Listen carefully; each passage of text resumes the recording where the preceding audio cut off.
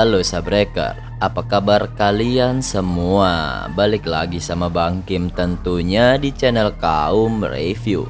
Kali ini Bang Kim akan melanjutkan alur cerita misi penyelamatan bumi part ke-16. Buat kalian semua yang belum nonton part sebelumnya, Bang Kim saranin buat nonton terlebih dahulu supaya kalian gak ketinggalan alur ceritanya. Juga bagi kalian yang belum subrek, silahkan di subrek terlebih dahulu. Juga tinggalin komentar dan like kalian sebanyak-banyaknya. Oke lah, nggak usah lama-lama, kita langsung saja masuk ke dalam alur ceritanya. Di part kali ini kita diperlihatkan sosok Tianxing yang sedang memperkenalkan desa Suan Huang yang telah ia dirikan kepada semua orang warga desa keluarga Yang. Dari luar gerbang desa, tercium aroma yang terdapat di dalam desa Suan Huang. Aroma itu nampaknya merupakan aroma makanan yang sedang dibuat oleh warga desa Suan Huang, yang sengaja dibuat untuk menyambut kedatangan warga baru di desa mereka. Tak lama kemudian, Dahu membukakan gerbang desa sembari menyambut kedatangan Tianxing yang telah kembali ke desanya. Dengan disambut oleh Dahu, Tianxing pun berterima kasih kepadanya beserta seluruh warga desa atas kerja keras mereka menjaga dan membangun desa pada saat Tianxing tidak berada di desa. Warga pun diajak masuk ke dalam desa Suan Huang. Mereka semua disambut meriah oleh seluruh warga desa Suan Huang sambil menawarkan daging serta hidangan-hidangan lainnya untuk dimakan yang telah mereka masak untuk para tamunya. Prajurit-prajurit Jenderal Yang Ye pun terkejut lihat prajurit Tianxing yang nampaknya sedikit memamerkan kemampuan berkat kultivasinya. Sehingga prajurit-prajurit Jenderal Yang Ye pun ingin belajar agar bisa melakukan seperti apa yang telah dilakukan oleh para prajurit Tianxing. Di sisi lain, semua jenderal dari masing-masing prajurit termasuk Jenderal Yang Ye beserta anak-anaknya sedang berkenalan dengan Dahu dan Tuan Huang. Dahu yang mengetahui bahwa pasukan serta prajurit yang dimiliki desa Tianxing kini makin bertambah, Dahu yakin desa Suan Huang akan menjadi kuat dan hebat. Mereka semua pun saling berkenalan satu sama lain dan resmi menjadi penduduk desa Suan Huang. Tuan Huang nampak menghampiri Tianxing yang sepertinya ingin membicarakan sesuatu kepada Tianxing. Tuan Huang berbicara tentang munculnya burung phoenix dan mendarat di suatu tempat di dalam lembah, yang mana di tempat burung itu mendarat pasti ada harta berharga di situ.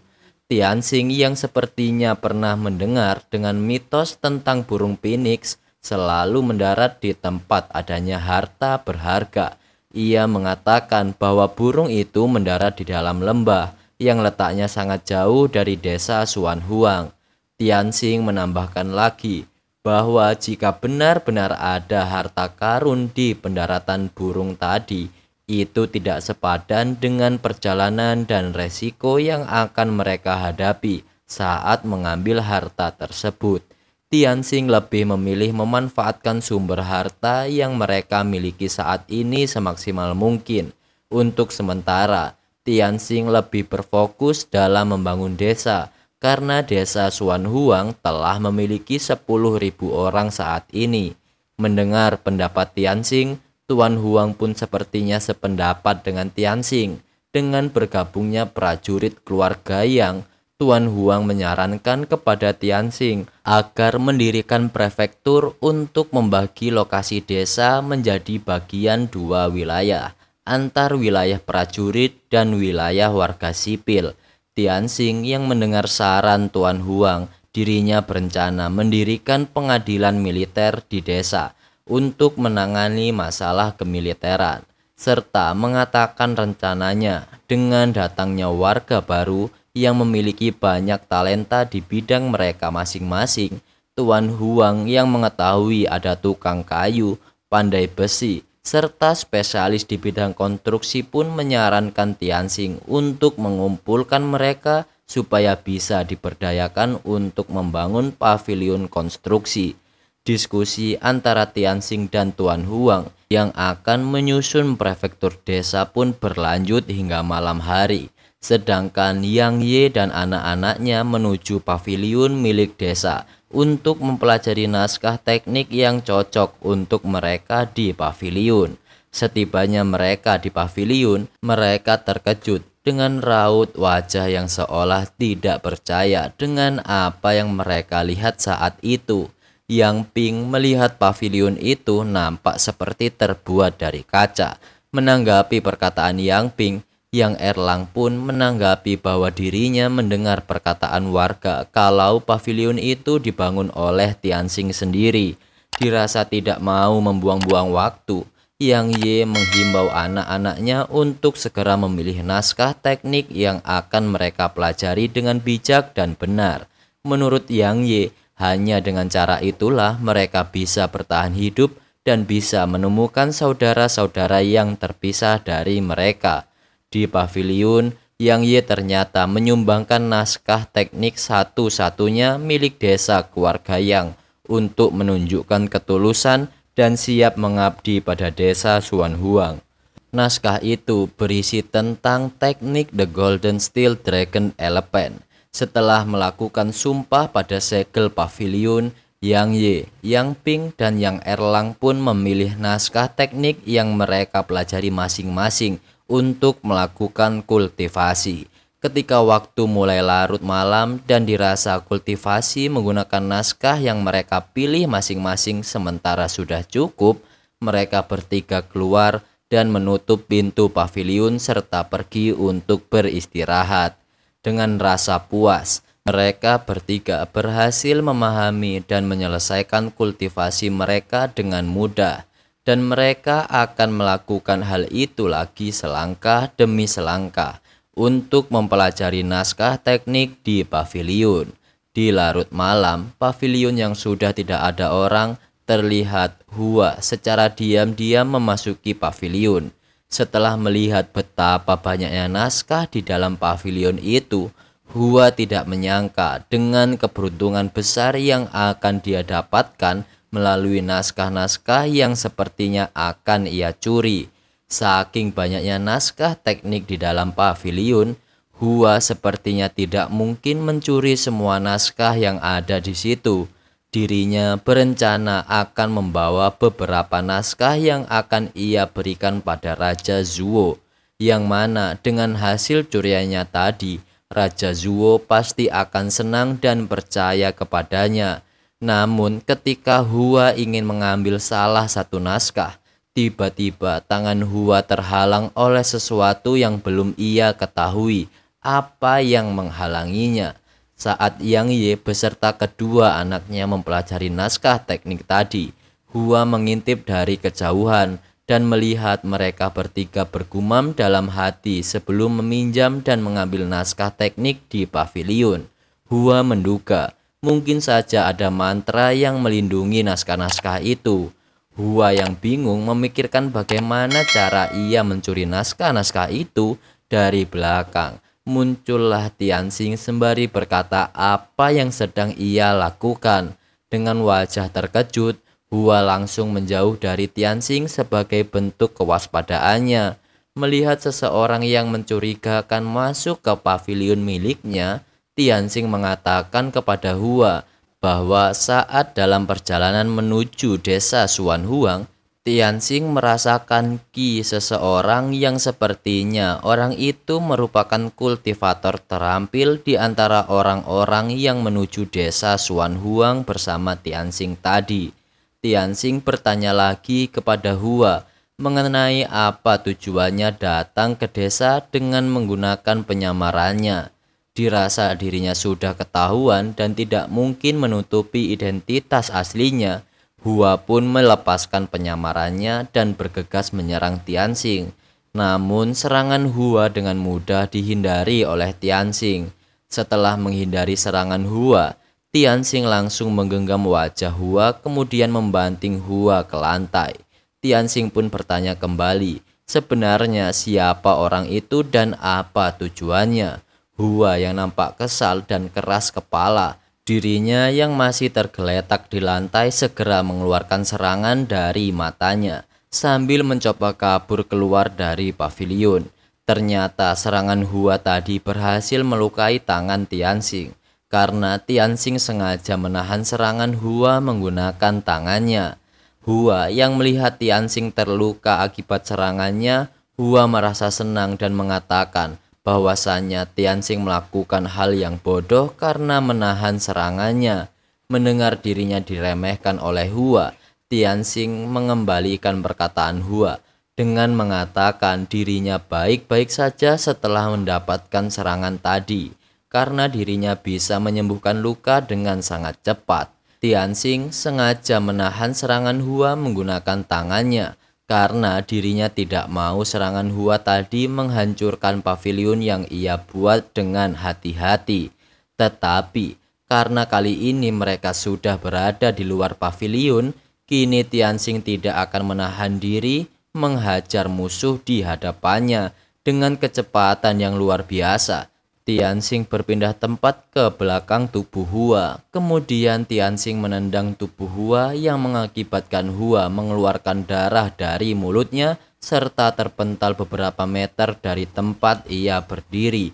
Melihat Hua yang terbaring lemas setelah terkena serangannya, Tianxing pun kembali bertanya untuk terakhir kalinya kepada Hua tentang siapa sebenarnya dan apa tujuan Hua datang ke desa Tianxing. Dirasa dirinya sudah terpojok dan tidak sanggup melawan Tianxing, Hua malah mengatakan bahwa dirinya adalah kaki tangan dari pemimpin klan spesial pastoral, yaitu Raja Zuoxian. Cepat atau lambat, klan spesial restoral akan menguasai seluruh dunia ini. Mendengar dan melihat Hua yang masih saja keras kepala, tidak mau mengaku tentang siapa sebenarnya dirinya dan apa maksud kedatangannya, Tianxing pun jadi tak mau langsung membunuh Hua begitu saja. Tianxing berkata dirinya tidak punya niat membunuh, tetapi Tianxing malah menyuruh Hua pergi kembali ke klannya agar Hua memberitahu apa yang ia alami pada Raja Zuo. Tianxing memperingatkan Hua bahwa dirinya tidak akan membiarkan siapapun masuk ke desanya tanpa izin darinya. Dirinya bukanlah domba yang hanya bisa menunggu disembelih. Jika Hua berani macam-macam dengan Tianxing, dirinya tidak akan tinggal diam, dan jika ada orang lain dari klan spesial pastoral berani datang ke desa Xuan Huang lagi, Tianxing tidak akan segan-segan memusnahkan orang itu. Hua yang disuruh pergi kembali menghadap rajanya dan akan melaporkan kejadian yang ia alami pun berjalan meninggalkan desa Xuan Huang sambil mengatakan ia harap Tianxing tidak menyesal karena telah membiarkannya pergi, karena dengan adanya Hua kembali ke klannya itu akan memicu amarah dari Raja Zuo untuk menyerang desa Xuan Huang. Namun belum jauh Hua meninggalkan tempatnya, tiba-tiba ia tertusuk pedang dari arah belakang hingga menembus tubuhnya. Hua pun akhirnya tidak jadi selamat dan mati tertusuk oleh pedang tersebut. Ternyata yang melempar pedang tadi adalah Cao Zeng. Setelah berhasil membunuh Hua menggunakan pedangnya, Cao pun bertanya kepada Tianxing apakah tindakannya tadi salah. Tianxing menjawab, Cao telah melakukan hal yang benar. Di era modern dulu tempat Tianxing berada, dirinya telah banyak menonton film yang menggambarkan tragedi karena berkomplotan dengan musuh. Hal terbaik adalah memusnahkannya. Tetapi sekarang, setelah Tianxing melihat betapa kuatnya dia berjuang untuk hidup, meski dia berada di posisi musuh, nampaknya Tianxing agak sedikit iba melihatnya. Dan sepertinya Tianxing terlalu bermain-main melawan Hua tadi, supaya Hua tidak akan berani kembali lagi ke desa Tianxing. Setelah selesai berbincang-bincang, Tianxing pun menyuruh Cao membereskan mayat Hua karena sudah larut malam dan harus beristirahat. Keesokan harinya, dengan diawali pagi yang indah dan cerah, Ketika Tianxing baru keluar ruangan sambil menghirup udara segar, dirinya disambut warga desa dengan menawarkan berbagai makanan yang mereka miliki.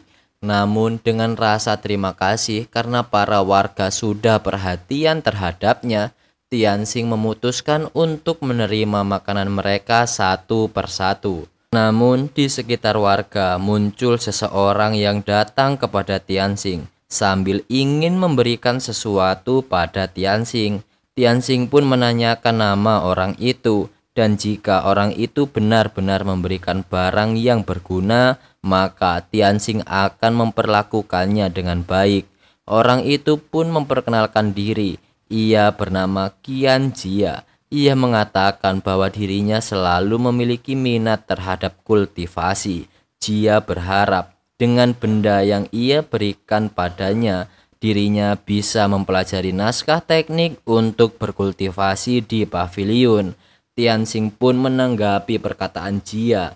Tianxing mengatakan, teknik tidak boleh diturunkan begitu saja. Namun Tianxing dapat membuat pengecualian jika harta pemberian Jia itu bisa berguna dan bagus. Tianxing akan mengizinkan Jia untuk mempelajari teknik untuk berkultivasi di paviliun. Mendengar penjelasan Tianxing, Jia langsung mengeluarkan harta yang akan diberikan oleh Tianxing sebagai syarat untuk dapat mempelajari naskah-naskah untuk berkultivasi. Jia mengatakan, dengan melihat cahaya yang memancar dari benda itu, Tianxing pun pasti akan mengerti bahwa benda itu bukan benda yang sembarangan. Dirasa Jia tidak membual dengan harta yang ia miliki untuk diberikan kepada Tianxing. Tianxing pun menerima harta pemberian Jia dan mengizinkan Jia untuk mempelajari naskah-naskah teknik di paviliun. Karena sudah mendapat izin, Jia pun pergi menuju paviliun. Ketika Jia mulai berjalan ke arah paviliun, Tianxing yang menerima pemberian Jia dan mengizinkannya untuk mengunjungi paviliun, ia merasa aneh dan curiga dengan perilaku Jia yang sengaja memberikan hartanya di depan banyak orang. Tianxing menduga bahwa Jia memiliki maksud lain di balik perilakunya tadi. Xin pun berpindah ke paviliun. Jia yang telah sampai di paviliun, nampaknya dirinya akan mempelajari naskah anak The Tian Geng. Meskipun teknik itu merupakan teknik untuk anak-anak, Jia yang sudah dewasa pun tidak terlalu peduli dengan hal itu karena dirinya memiliki biochip di tubuhnya sehingga itu bisa menunjang latihannya. Dan benar saja, Jia nampak memiliki niat buruk terhadap Tianxing.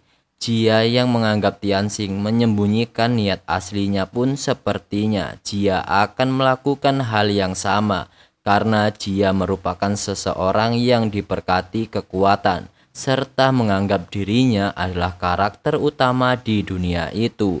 Dari luar paviliun, anjing hijau yang melihat Jia pun menggonggongi Jia. Ternyata anjing itu pernah bertemu dengan Jia pada saat Jia mencuri roti milik anjing dan Erdan, sehingga membuat mereka berdua kelaparan. Melihat anjing yang sepertinya akan merepotkan Jia, Jia pun langsung pergi meninggalkan paviliun dan berencana kabur dari desa Suan Huang karena dirinya telah berhasil mendapatkan apa yang ia inginkan, yaitu naskah teknik untuk berkultivasi. Namun belum sempat pergi jauh, anjing itu berhasil mengejar dan menggigit pantat Jia. Dirasa dirinya mulai terpojok oleh anjing itu, Jia pun mengeluarkan kunci keberuntungannya untuk berteleportasi meninggalkan desa Suan Huang. Belum sempat anjing itu mencegah kaburnya Jia, Jia pun menghilang dan berniat untuk membalas dendam pada anjing itu setelah dirinya selesai kultivasi. Tianxing yang menyaksikan kejadian itu dari kejauhan, dirinya tidak menyangka bahwa Jia ternyata merupakan orang yang diberkati dan memiliki harta pelindung. Namun, meskipun merupakan orang yang diberkati, setelah orang itu tergigit anjing hijau, pasti nasib buruk akan mengikutinya sementara waktu. Tianxing kemudian kembali ke kediamannya dengan tujuan untuk memeriksa harta pemberian dari Jia tadi. Tianxing membuka wordless book miliknya untuk mengetahui harta pemberian Jia. Ternyata itu adalah Muted True Spirit Crystal Ball yang dapat menyerap ribuan roh dan menyatu dengan biochip dalam tubuh yang hidup. Benda itu akan berevolusi saat hibernasi dan akan berubah menjadi harta karun yang baru. Mengetahui tentang biochip, Tianxing sepertinya memahami sesuatu tentang kegunaan biochip tadi. Sepengetahuan Tianxing, biochip merupakan alat khusus untuk tujuan mata-mata atau alat pelacak. Jadi kesimpulannya, Jia sengaja memasang biochip di dalam bola kristal itu untuk melakukan niat buruknya. Namun tidak mau ambil pusing tentang apa yang sedang direncanakan oleh Jia menggunakan biochip itu. Tianxing pun langsung menumpahkan darahnya ke bola kristal itu untuk mengetahui master dari biochip itu. Setelah ditumpahkan darah ke bola kristal tadi, bola itu bereaksi mengeluarkan cahaya merah. Tianxing melihat roh di bola kristal itu masih tertidur serta dalam keadaan keruh sekarang, dan Tianxing ingin mengetahui akan menjadi apa bola kristal itu nantinya. Sambil menunggu bola kristal itu berubah, Tianxing menyimpan bola itu ke ruangan pikirannya. Setelah Tianxing selesai menyimpan bola kristal tadi ke dalam pikirannya, datang Tuan Huang untuk memberi kabar bahwa seluruh orang-orang yang dipanggil Tianxing sudah hadir. Karena orang-orang yang ia panggil tadi sudah hadir semua, Tianxing pun menjelaskan maksudnya mengumpulkan orang-orang pilihannya ke ruangan Tianxing.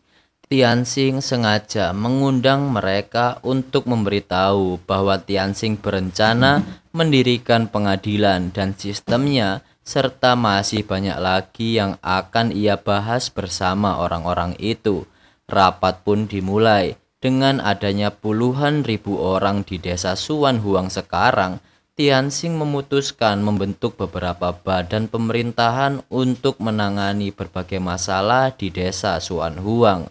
Yang pertama, Tianxing membentuk badan pengadilan militer yang akan menangani semua masalah militer serta pasukan desa.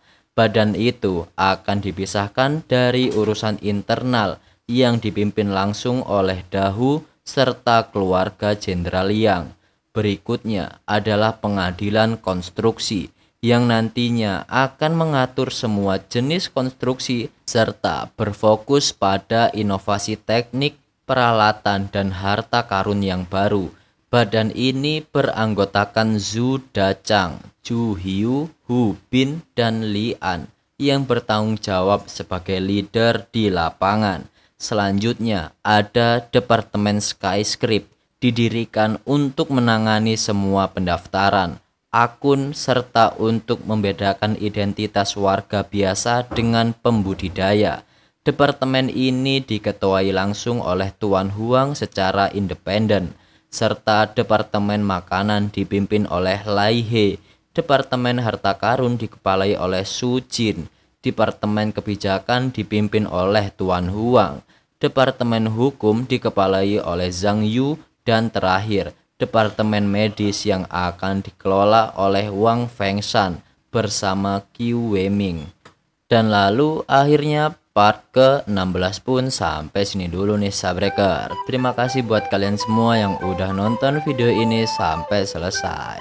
Terima kasih juga buat kalian semua yang selalu setia dengan kami di channel Kaum Review. Tungguin part-part selanjutnya yang akan kita upload secepatnya. Terima kasih banyak. Bang Kim pamit, sampai jumpa di next video. See you and bye-bye.